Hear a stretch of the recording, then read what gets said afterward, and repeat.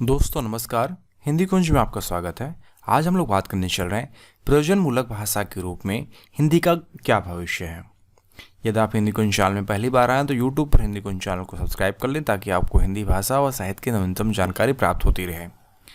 जैसा कि हम सभी जानते हैं, प्रयोजन और उपयोगिता प्रायः समानार्थी शब्द हैं। वस्तु की उपयोगिता ही प्रयोजन की सार्थकता का मापदंड है। इसीलिए जब किसी विशेष लक्ष्य के संदर्भ में किसी विशेष वस्तु का निर्माण या अवतरण किया जाता है तो उसकी उपयोगिता का भी ध्यान अवश्य रखा जाता है। यह बात भाषा पर भी पूरी तरह से लागू होती है। प्रयोजन मूलक भाषा के रूप में हिंदी का भविष्य आलोकमय है। प्रयोजन मूलक भाषा के रूप में हिंदी के भविष्य को हम लोग निम्नलिखित बिंदुओं के अंतर्गत चर्चा कर सकते हैं। जैसा कि सबसे पहली बात है विज्ञान और तकनीकी से संबंधित शब्दावली। प्रयोजन मूलक हिंदी के लिए सबसे बड़ी चुनौती है। आज आवश्यकता इस बात की है कि विज्ञान एवं तकनीकी से संबंधित परिभाषिक शब्दावली को विषय वस्तु एवं संदर्भ के अनुसार सम्यक रूप से प्रचलित करने के प्रयास किए जाएं। अनुवाद से संबंधित समस्या को हल करके प्रयोजन मूलक हिंदी की राह सुगम की जा सकती है। विधि, भौतिकी, रसायन, गणित, दूरसंचार, कंप्यूटर प्रौद्योगिकी एवं मानविकी ग्रंथों के अंग्रेजी से किए गए अनुवाद प्रायः जटिल, दुरूह और भाषिक आधार पर क्लिष्टता के बोधक हैं। प्रयोजन मूलक हिंदी को पुष्ट करने के लिए आवश्यकता इस बात की है कि विज्ञान एवं प्रौद्योगिकी से संबंधित ग्रंथों का प्रारूपण मूलतः हिंदी में ही किया जाए।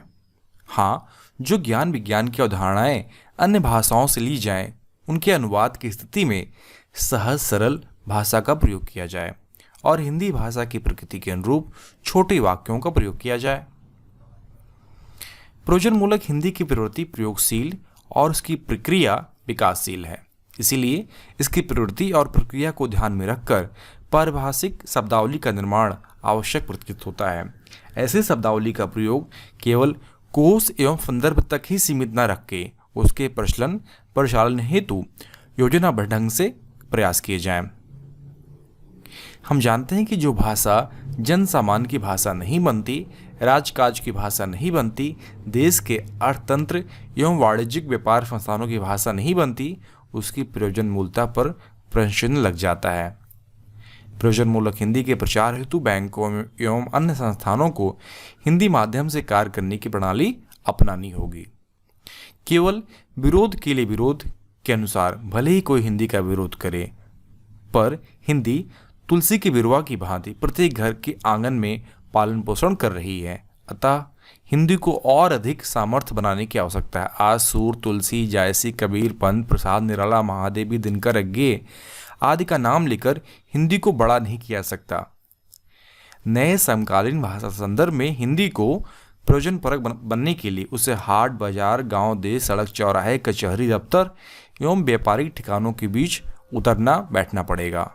आज अंग्रेजी शेक्सपियर, मिल्टन, बर्नार्ड और एलियट के सूचनात्मक साहित्य की बदौलत बड़ी नहीं हुई है, वह अपनी प्रयोजन मूलता के बल पर बढ़ी हुई है। इसलिए बढ़ी है कि वह रोजी रोटी भाषा है, रोजी रोटी देती है।